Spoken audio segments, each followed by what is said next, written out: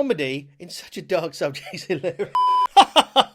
What am I doing with my life? Hi guys, it's me again. Hello. Hope you're well. If you're new here, I make videos every Monday and Thursday on the funny side of life with anxiety and depression. Now, just as a caveat to this video, if you are triggered about any references or talk of suicide or self-harm, I truly recommend you don't watch this video, you click off and watch one of my other videos. Because even though it's intended as a light-hearted look at things, I want you to be safe and I don't want you to be triggered in any way. Okay. So let's jump in to flying with depression. Now, the very idea of going on holiday is completely against the belief system of the depression sufferer. Wait, what? It's just fundamentally not there, because going on holiday is having fun, it's meeting people, it's just enjoying yourself basically. And when you are feeling so shitty, so fucking down and just with depression, the last thing you want to do is enjoy yourself. And it sounds bizarre because you'd think that would be the first thing you want to do, but you're just not feeling in that mindset. You're not feeling like you want to really even leave your bed. I didn't like it. I mean, there you are, in bed, in a dark room, probably listening to Radiohead. Hang on. There you are, sad, really down, severely depressed, probably in bed, dark room, likely listening to Radiohead. Right, you get the idea. So you're super sad and really, really down, and just that thought of travelling a shit ton of distance somewhere with a bunch of people you don't know really is the last thing on your mind. Are you sure? Yes. But you also remember just how much you enjoy being away from all the usual everyday crap that's in your life. So you dig deep, get on Expedia, and book yourself a holiday. Yes, sir, I like it. Despite all your dark feelings and being down and really depressed, in the back of your mind you are looking forward to this holiday because you know it's going to take you away from normality, and hopefully, just hopefully, it's going to break this darkness, this horrible feeling of just suffocation, of depression. And so you're really, really looking forward to it. Several months later. The day has come and you're travelling to the airport. But wait. What? Remember, you're struggling with depression. And that struggle is the same as dealing with the absolute worst 3-year-old child. In my last video I talked about him being called Little Johnny, but I think it's more apt that he's called Little Daz. So you're on your way to the airport, but you're not alone. You've got Little Daz with you. This whole thing is really too much for you. What? Firstly, you're going to be late. Why? You're going to miss the flight and everyone's going to hate you. But why will everyone hate me? Well, because you're no fun, always grumpy, and everybody hates you, and every other conceivable reason that makes no sense. Conceivable? That's a bit of a big word for you, a 3-year-old. Really?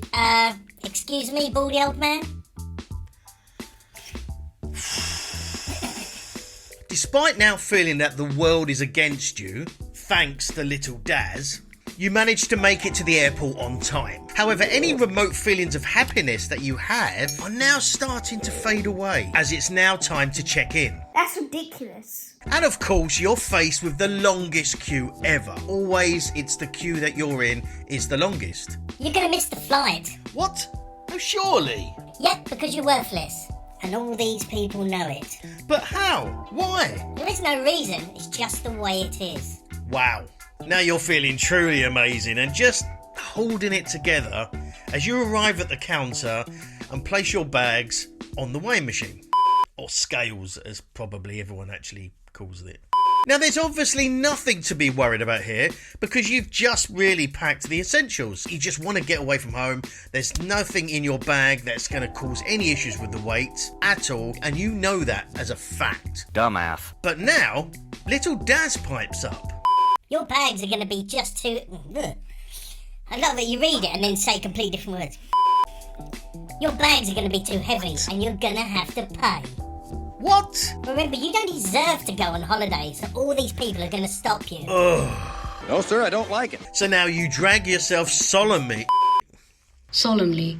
So now you'll drag yourself solemnly towards the plane ready to board. What started as a good idea to get away from things and hopefully regain that happiness, you're now starting to be confronted with the reality of what you're actually struggling with. This dark cloud, this depression, this horribly shitty feeling that's just always there. And of course, this is helped along by that cheeky little chap. A little later. So you start to board the plane and you're getting excited just by the fact of getting into your seat, sitting down, settle in for the few hours flight, and maybe have a bit of a snooze and just relax before your holiday starts. Remember, you don't deserve to go on holiday and everybody hates you. Why are you saying these things? Because it's the truth. And you're just a waste of space. What? So you get on and actually just slump into your seat because you're feeling so shitty. And just by your demeanour, the person next to you starts to feel a bit uncomfortable and is looking at you in a concerned way. See? Told you. As the cabin crew start the safety demo, if you weren't feeling shitty enough, good old Little Daz has got some helpful input as always. If the plane does crash, which is likely, it'll be a bonus for the whole world because you won't be in it. I don't even know what to say now. That was a bad time for you, wasn't it, boy? Now, if you are struggling with any aspect of mental health condition, whether it be depression or anxiety or anything else, I really do recommend you check out BetterHelp. They've got an online service and one-to-one counselling, and if you enter the code DAZHANDS, you'll get 10% off. I'll pop a link in the description so you can check it out. Thank you.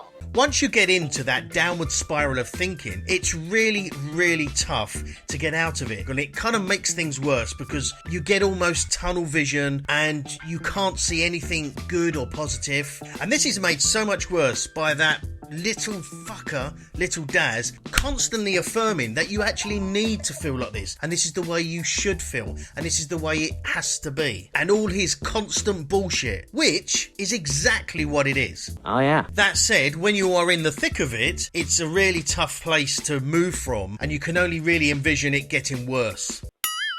Like on most flights, there's always a bit of turbulence, normal stuff, and you know that very well. But with the aid of Little Daz, your mind's about to change. Now just imagine the world without you. How much of a better place would that be? Maybe.